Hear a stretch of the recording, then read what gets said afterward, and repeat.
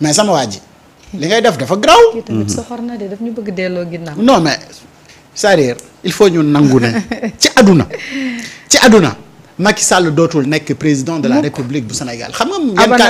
yan kaddu la ñu Macky Sall mujjee bàyyi fii bi muy dem. doyal naa sëkk. ñoo ko gën a doyal nag. waaw du ma waxoon na ne génn bàyyi politique. ñun ñoo ko gën a doyal. non Macky Sall nee na doyal na sëkk. doyalul te fekk na boobu. doyalul sëkk ñun ñoo doyaloon sëkk ba wax ko ne ko sa waay ñun doyal nañu sëkk ci yow ak say ñooñ. 54% kenn mësu ko gis. déedéet premier tour. loolu mooy wane ne askan wi bëggatuñ la. mais c'est fini.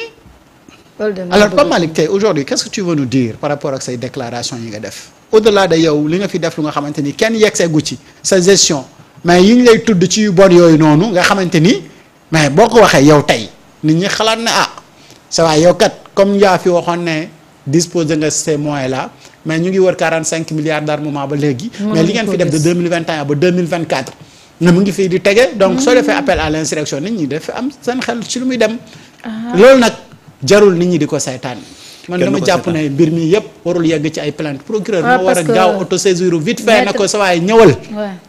maître Tanor Diamé moom itamit wax na ni comme ni nga ko waxoon ak ay avocats yi jël nañu nag seeni matuwaay daal di déposer 3 correspondances contre Pape Malick Ndour benn bi muy une dénonciation au procureur de la République.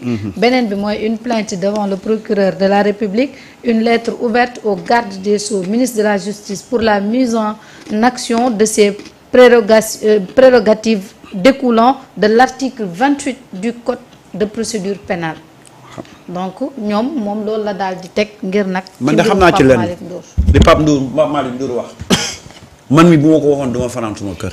fanaan. waaw doo génn waru ko wax fanaan sa kër. doo génn sax fii lañ may fekk du ma yeggal émission bi. xam nga ñii te boo xoolee de plus en plus ils s'amusent avec ces mots là c'est pas la première fois ngay dégg genre yi wax yi à force nag de dire que non diversion la bul xam fan la lay fekk gis nga fii ñu nekk nii toll fii ci réew mi. quand tu as des gens yoo xam ne c'est des gens yoo xam ne ils sont capables de tout ba pare yor xaalis bul tànqamlu seeni ay wax et ça je tiens à le dire de plus en plus ñu ngi alimenter genre discours yi ku fi nekk nag naan diversion la yaa ngi nax sa bopp ces gens-là il faut régler leurs problèmes loolu mooy régler problème bi du guléet nag ñuy wax ju mel nii du guléet c'est un discours qui commence à être fréquent sur l'espace public. On va continuer à les laisser comme ça du yoon de. ça il faut prendre des mesures quand tu as des gens yoo xam ne ils sont capables de tout parce que ñii lu ñu gis nga ñii dañu xam nga ñàkk nguur ba pare ñànki bu doon seen sago tey ñu ngi ci nguur gi ba tey donc ñoom ils arrivent pas à digérer jóge bi ñu fi jóge ba pare nag c'est des gens yoo xam dañu yor xaalis ba pare nag capable nañ lu ne wane nañ ko bi ñuy nekk ci pouvoir bi avec l'opposition d'alors gis nga ni ñu doon def opposition bi lu nekk def nañ ko fi jusqu'à créer les coups les plus sordides pour anéantir un adversaire politique xam nga ku capable def loolu doo ko dàqal dara ce qu'ils ont fait dans ce pays-là pour empêcher à Ousmane Sonko d'arriver au pouvoir ça doit vous édifier vous montrer sur l'état d'esprit de ces gens-là. ñoom courant bi taxoon nee na yéen ñuy marche. xam nga ñoom bi ñu fi nekkee la courant bi. xam nga Pape Malick Ndour mu ngi waxee lii ci marche Farba bi. waaw. xam nga bokkul ak marche courant bi. ah ok ci marche Farba. libération Farba marche Farba voilà léegi marche courant ba. Abdou Mbow moo fa nekkoon lu ndaw li dégg naa ko waaw. voilà bii marche Farba la. waa léegi libéré Farba lu si indi ak gouvernement bi Farba ñu ngi ko jàppee ci ay dossiers yoo xamante ni scientifique liggéey ko teg dossiers yi ay avocat mënuñu indi benn luy leeral ni lii ñu koy toppee defu ko. ana yoonu gouvernement bi. waaw man kan moo autorisé marche. ku fi autorisé nag kan moo fi am. prérogative boobu kenn waru fee autorisé marche ku nga xamante ni dañ laa jiiñ ne da ngaa sàcc. ba léegi nii xamaguñ ndax ñoo sàcc parce que ils sont présumés innocents. mais boo xoolee schéma bi ni mu demee nga xam ne ñii avocat moo toog ci télévision weeru koor. waaw au moins avocat bi jullit lépp moom moo ne client am laal na mais la mu laal bëriwul te kuy laal la ñuy bañ. parce que dëgg de kuy laal moom bëgguñu. kuy laal la ñuy bañ. nga ne sa client yow laal na waaye ñii dañuy dimbale ci gox yi ñu nekk donc dañ leen war a bàyyi ñu ñibbi. te ñuy wër kuy laal. yow kay yaa dugal sa client. léegi nag bu avocat am ñemee wax loolu weeru koor ñu jàpp ne ab jullit la mais yow muy tem di fa marché nañ ko bàyyi ci ban base ngay war a dem pour wax ne kii nañ ko bàyyi mu ñibbi. yabaate rek. te avocat moom mi nga xam ne moom moo ko war a plaider toog na koy wax ne sa waay lal na.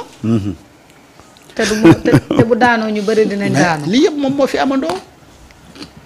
yow mi koy demandeel sa libération wala da nga bëgg demain après demain gars yi def la même chose pour demander ta libération. ñoom Mansour waroon na leen jàngal. ñoom de Mansour yooxuwul coowul. dafa dem ak avocat am indi ay preuves yu convaincre juge bi mun na ko demal ci dossier bi moom en tout cas lii ak lii am na ci bàyyi la nga dem ñibbi. ñu boobaa nag nañuy xam ne on a un état de droit moo xamante ni sa waaye juge bi nekk ko fi bëgg laa yóbbu kaso rek moo tax mu def ko benn mbir rek moom moo ma jaaxal. wax dëgg fa na yàlla. c'est bien nga autosaisir pour TikTok.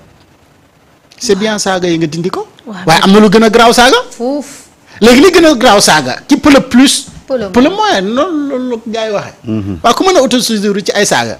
mën a autosaisir ci appel à l'insurrection wala yu nga xamante ni yu gën a garaaw lu nga xamante ni tout un peuple la menacé. billaay instabilité bu nga xam ne kenn xamul fan la mën a commencer ak fan la yem. doy na waar nit bu koy prôné mais kooku mënoo ko jàpp. Pape Malick te nga bàyyi sa xel mi ngay foowee. xam nga da nga nar a def ni waa ji defoon de dem tëdd si sa plainte. plainte ba pare ñu ne la waa yow lañ ngeen wër kaay toogaaleel ñu ana tànn. et ce qui est. nag topp li mu wax am na solo parce que gis nga ñi nekkoon foofu ca marché ba di marché Farba billaay seen bopp la ñuy marché. parce que xam nañ ne saxaar gi à tout moment day taxaw. Tu sais ce qui est grave. J'ai regardé un journal tey ci suba. mu ne la rue. exige la libération immédiate de Farba Ngom. loolu laa wax ma ne ko la rue moom. waaw mën nañoo génnee Farba. xam nga quand tu as c'est ce qu'on dit. xam nga quand tu as. heureusement la rue la waxul le peuple. waaw. non mais moom yenn saa yi sax nga bëgg a. utiliser la rue c'était pour dire qu'il y avait beaucoup de monde xam nga.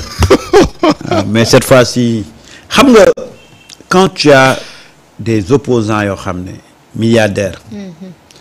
tu as une partie de la presse boo xam ne saa yu ñu xëyee rek ñu ngi xool nan la ñuy def ba jeter le discrédit alimentaire. voilà ba jeter ce discrédit là il faut être ferme gis nga ces gens là dañu am benn entreprise boo xam ne il faut pas laisser ça mu prospérer à chaque fois dañuy jéem a créer benn situation d'instabilité dans ce pays là alors qu'il n'en est rien dara amul fi loo xam ne rek tey Sénégal war ngaa toog naan le pays est instable mais ñoom yéene boobu la ñu am parce que ils veulent coûte que coûte abréger les choses mais ces gens-là il faut être radical ak ñoom da nga leen di empêcher ñu tourner comme ñoom lii lañ yéene Sénégal mais il faut être ferme xam nga ñii tey seen yoon nekkul ci Sénégal buy développé. déedéet saa ñu xëy ñu ngi xool nan la ñuy def ba Sénégal nekk ci problème ñoom ils veulent dessiner un tableau sombre du Sénégal chaque jour ci loolu la ñuy yëngatu. alors que gaañaa ngi ci lu am solo. mais ñoom important et puis sax waxuma la dara mais situation bi ñu nekk nii ñoom ñoo ñu ko teg. ñooñu ko teg de. c'est-à-dire que moi ce que je peux pas comprendre ceux qui ont créé le mal ils viennent aujourd'hui pour di créer le mal quoi ne ñi la ñoo ko ñi fi ñëw ñoo ko def quoi. alors que on continue à leen ñoom ñoo ko def. situation bi ñu nekk ñoom ñoo ñu fa dugal. mais yow jafe-jafe yëpp. ñu waa ji ñëw bëgguñu génn situation bi ñu nekk si situation bi nga ne woy voilà mu ngi nii mënoo leen génn gaz situation. waaw te duñ la bàyyi foo ñu génnee ci situation bi. c'est ça le problème de ces gens là. aller bi moo bëri ci ñoom rek ñoom nag ñoo yey toog di wax de parce que seen temps de grâce bi dafa yàgg. heure bii bu leen fekkoon fenee ñu brochette leen foofu noonu duñ tal toog di wax parce que tamit mënoo def lu ni weng ñu jox la xëyu ndaw ñi benn xëy amu fi nga ñuy rey ay projet alom ak solom. gis nga keroog marché Farba bi marché Farba bi yow yaa ma ko yëgal fii. waaw. mais sinon man yëguma ko woon ñu ci bëree bëri yëguñ ko c'est-à-dire que quand tu regardes aujourd'hui les journaux certains médias tu as l'impression que nous sommes dans une ébullition politique boo xam ne ah mais loolu mooy seen yéene c'est rendre ce pays-là instable alors que tey li fi nekk yëpp ci situation ñoom ñoo ko def mais ñooñu boo amee ñu mel noonu ñu nekk ci penc mi pendant que la majorité des Sénégalais di xëy suba ngoon di fexe nu réew mi jagee mu am une minorité parce que am nañ xaalis ñu commencé di jéem a semer la zizanie mais il faut régler leur compte il faut régler leur compte et on avance ces gens-là tey bu réew mi doxoon ni mu war a doxee ces gens-là ne devaient ils devaient raser les murs waaye comme amuñu hauteur boobu mais il faut régler leur compte trop c'est trop il faut régler leur compte loolu laa gëm gis naa day l'ancien maire de Guédiawaye Alioune Sall ndeysaan ci benn conférence ne moom ñeme na Diomaye waaye ki topp si Diomaye la ñemewul kon loolu la waxoon keroog mais ñëpp waroon mel ni ki topp si Diomaye su ñëpp meloon ni ki topp si Diomaye léegi réew mi rek doon coow li jeex na barki yàlla ko doon ñëpp ne nañu cocc gis na mbir buñ la ko dénkee da nga ci war a def fulla ji ak fayda ji jeex tàkk régler donc yenn question yi nga xamante ni warul a jib si penc mi waaw Pape Malick il nous doit des comptes à rendre et tey malheureusement ñoom ñoo téye kàddu gi si penc mi dañuy wax yu nga xamante ni dëgg fa ne yàlla xel xalaatu ko si jamonoy Macky Sall yii nii boo ko waxee sa waay doo faral sa kër dala dul bàyyi nga marche sax waaw da nga dul marché sax ñu naan diw ñu ngi koy léegi nag soo yoree pouvoir da nga xam ne yow yaa yor pouvoir nga incarné ko parce que dañ la jox lépp na la doxalal da ngay doxal ba mu mat sëkk ak fermeté nag ànd ci fulla ak fayda fexe ba liñ la jox